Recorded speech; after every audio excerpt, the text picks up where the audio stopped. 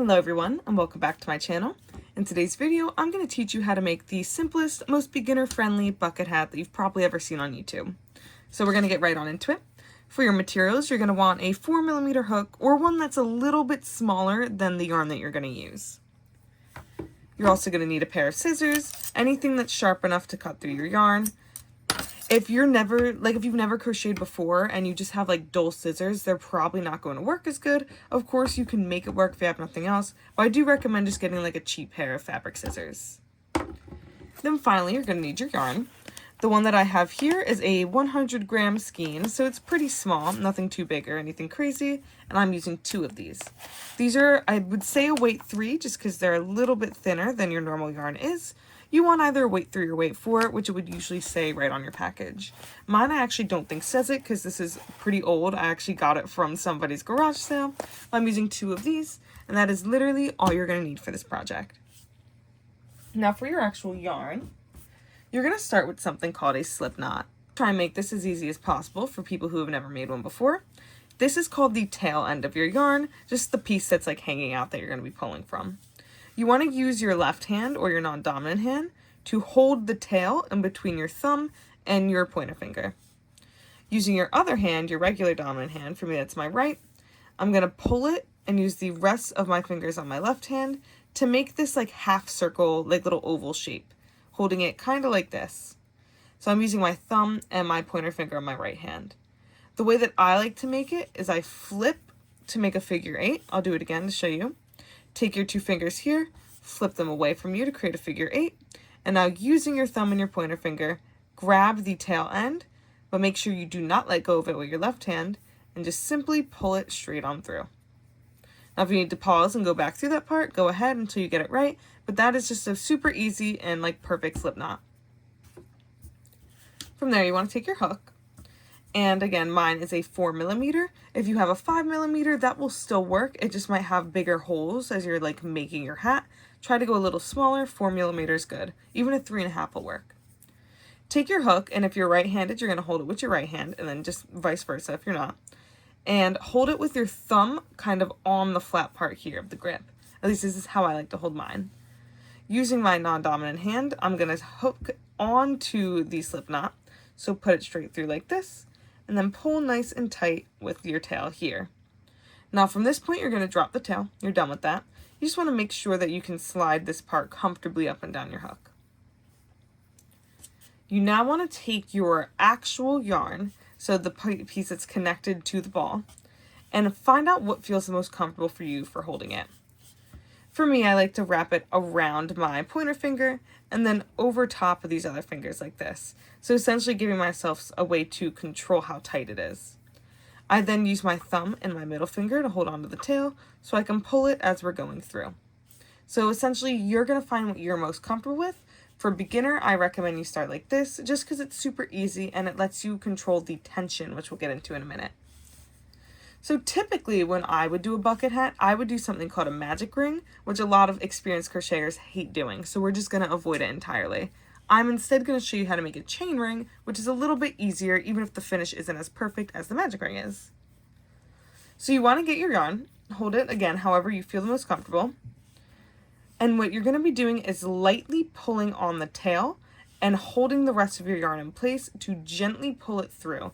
If you have it too loose, all of your chains are going to fall apart.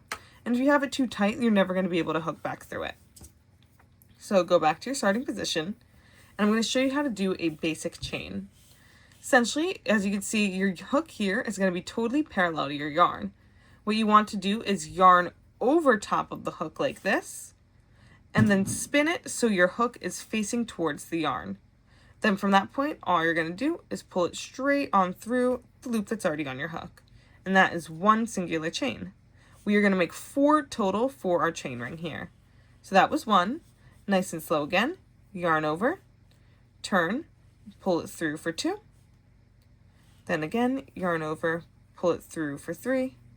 And 1 more, yarn over and pull it through for 4. So that is your like super generic, just like chain.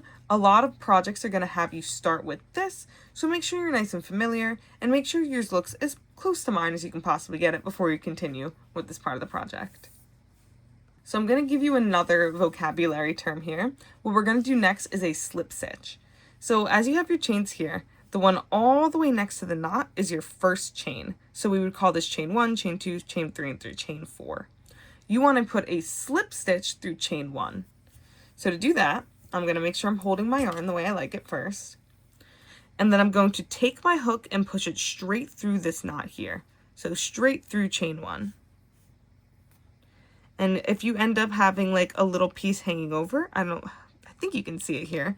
You can simply just take your hook back out and realign it until you have just the one loop over top. Take your time. You want to make sure this part is as perfect as you can get it. What you're going to do next is basically create a chain and pull it through both of these instead of just one. So we're going to yarn over, nice and simple, and then very gently pull it through the first and second loop on your hook. So that would be 1. You may have to readjust your grip for 2 here. And this is how we're going to be making like the base of the circle of like the top of your hat. From here, all you have left to do is chain 2 more times. So you're going to yarn over and pull it through once, then yarn over again and pull it through twice. And that is the very simple start. It might take you a second, but you want to pull your chain ring so you can find the middle, which is going to be this hole here. And that's where we're going to be working into in a minute for the next part of this hat. Your next term or next stitch is going to be a double crochet, and that's what we're going to use to build up the entire length of our bucket hat. So we're going to adjust our yarn, make sure we're holding it properly, and make sure that you've like properly identified the hole that you're going into, which is this one here. You can see there's kind of 2, one by this thumb and one by this thumb. This is just the top of the first stitch that you did, your first chain. The one below it is the actual hole in the center of the ring. So to make your double crochet, I'm going to start with that yarn over motion that we were using before. Now instead of pulling anything through, you want to go and put your hook through that little middle hole. So just push it straight through. It's going to look pretty crowded, but so long as you're through the same hole, you're good to go. Now you're going to yarn over again and pull through just the hole, not through any of the loops on your hook. That is going to leave you now with these 3 loops here, here, and here. What we're going to be doing now is more of those like partial chains. So you're going to yarn over and pull through both of these first 2 loops on your hook. So pull through 1 and 2 like this, leaving you with 2 more loops. Then finally you're going to yarn over 1 more time and pull it through the last 2 loops. Just want to make sure this is totally focused for you guys here. This is what one double crochet will look like. This here was just your first 2 starting chains, so we can ignore them.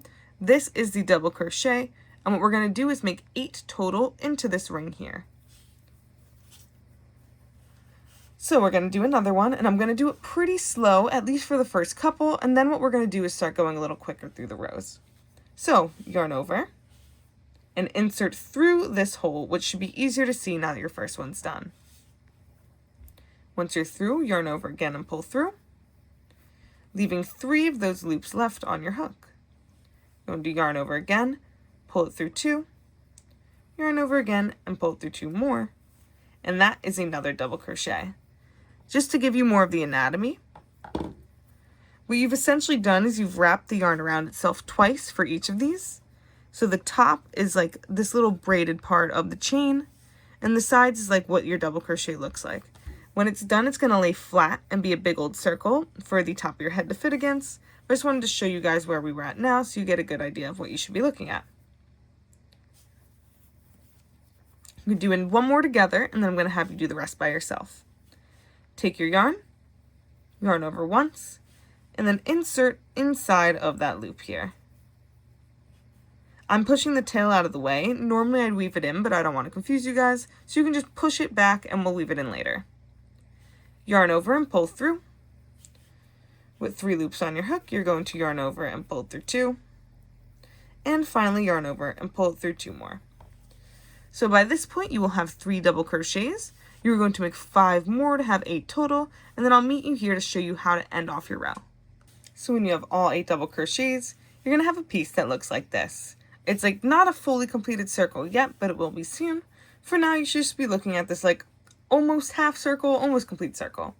What we want to do is flip it to the side so we can look at the tops of those little braided chain-like parts and count all the way back so we can make sure we have 8. So it'd be 1, 2, 3, 4, 5, 6, 7, and then 8 right here. I hope you guys can see it okay on camera. What we're going to do now is make a slip stitch.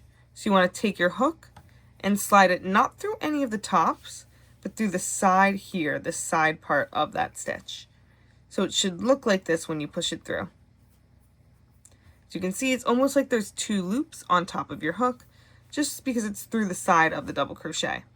It kind of will it will be easy. If you feel like you're a tough time pushing through, you're not in the right spot. It should go straight through when you're going to do this part. Readjust your yarn, and then just like we did the slip stitch earlier, you're going to yarn over, pull it through both these loops here, and that yarn, or that loop here. And that's going to give you this perfect circle. From there, you're going to chain 2 more times. So you do 1 and then 2. And you have completed not only the first row, but you've also made the foundation for what your hat is going to look like. After you have your first row here, what we're going to start doing is double crochets in an increasing pattern. So this is your new vocab word. Essentially, if you weren't doing an increase and you were just doing rows of 8 and 8 and 8, you would end up making a long cylinder because you'd be giving yourself no give as every row continues. So what we're going to do instead is I'm going to show you how to do increase. Very simply, start with a regular double crochet into your first stitch, which is this one right here. A little hard to discern. Make sure you're not going through anything on the top and you're pushing straight through on the side.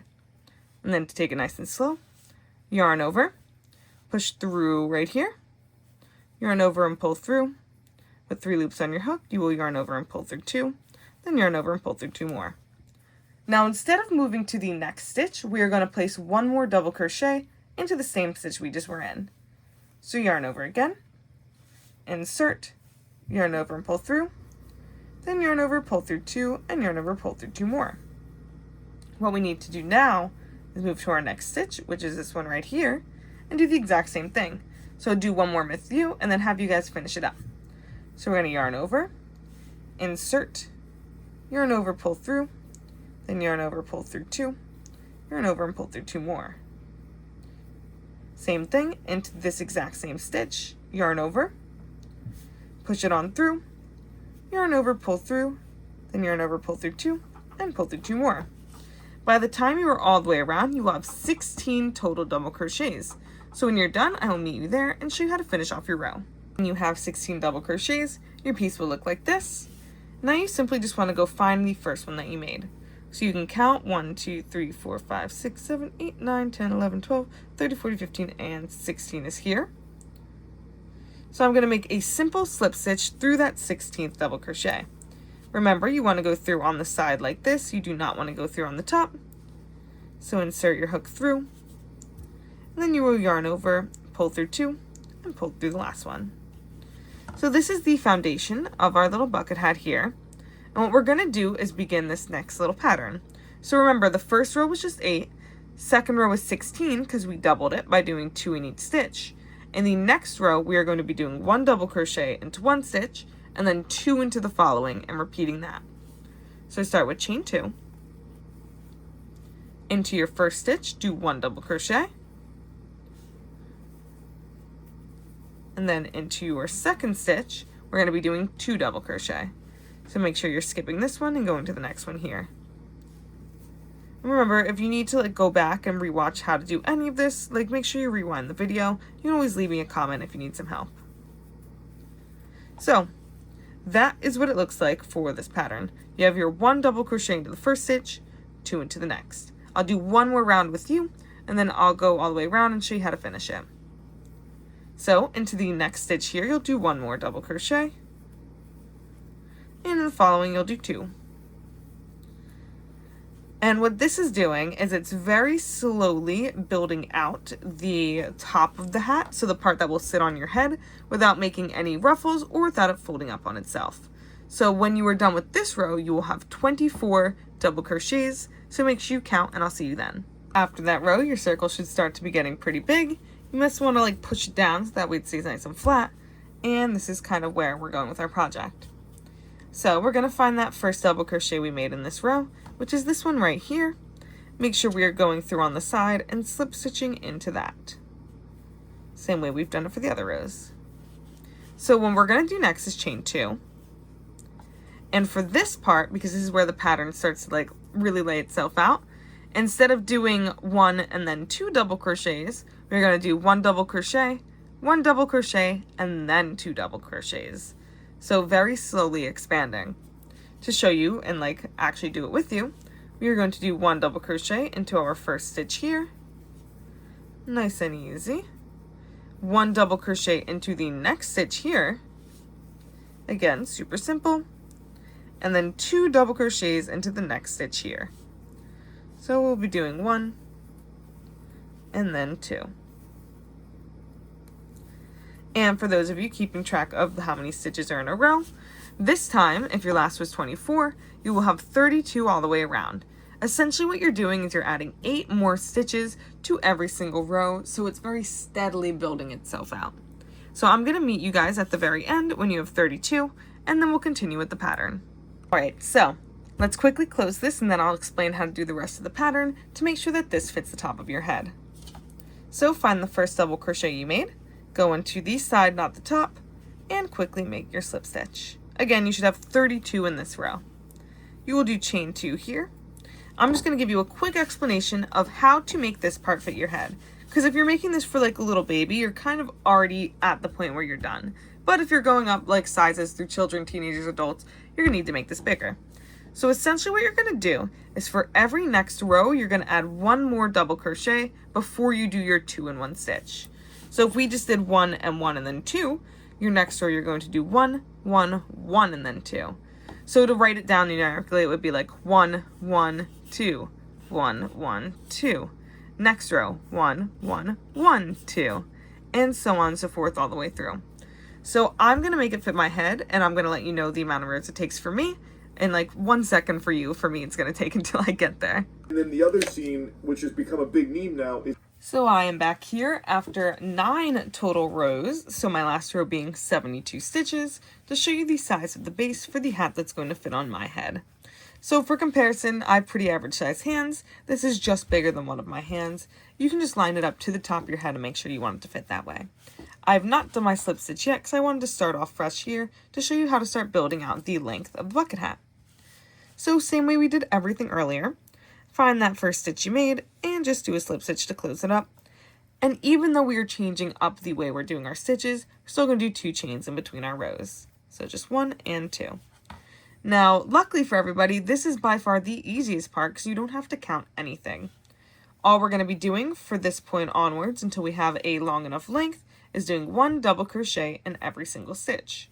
So just to give you the example, here's our first stitch and here's our double crochet. So you're going to do that literally all the way around. For a group of people that are counting your stitches, if your last row was 72 like mine, you will have 72 stitches all the way around before you do your next slip stitch. Now, lengthwise, it is totally up to you how long your head is, how long you want your hat to be. Again, I'm going to go do mine, and then within the next 10 seconds for you guys, tell you how many I did. Of course, this is something that you're going to want to fit against your own head. So I'll be right back to show you guys what mine ends up looking like, how many rows you should do. Alright, you guys turned around so I could show you what you want your length to look like before you start building out your little like flared part of the bucket hat. You want it to land somewhere around here. It's like a good inch or so, maybe a little more above my eyebrows. Of course, if you want yours different and you want yours to fit different, you can do more or less, but for me this just took 4 more extra rows, so about this much of lengthening pieces. Now I'm going to show you how to add that little band. So we're getting a little too big for the camera, so I'm going to have to start working like down here and folding the hat over.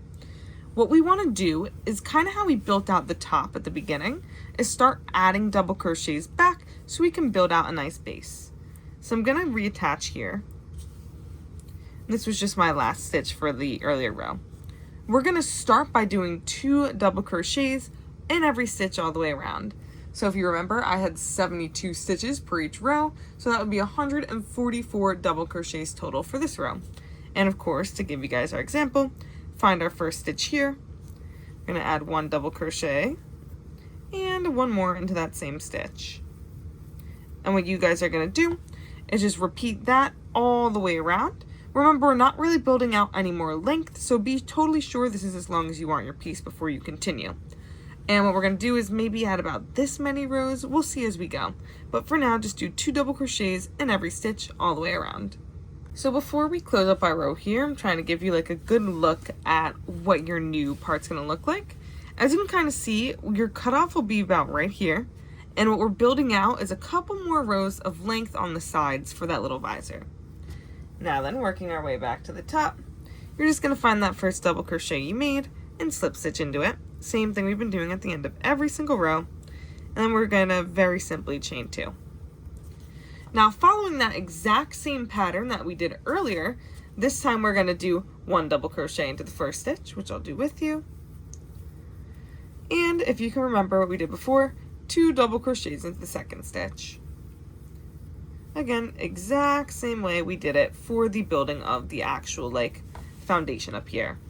And for the same reasoning too, we just want to make it bigger as we go out without it folding up on itself or getting ruffled. So just repeat that pattern all the way around. We'll do it one more time. 1 double crochet into this first stitch here, and then 2 into the next stitch here.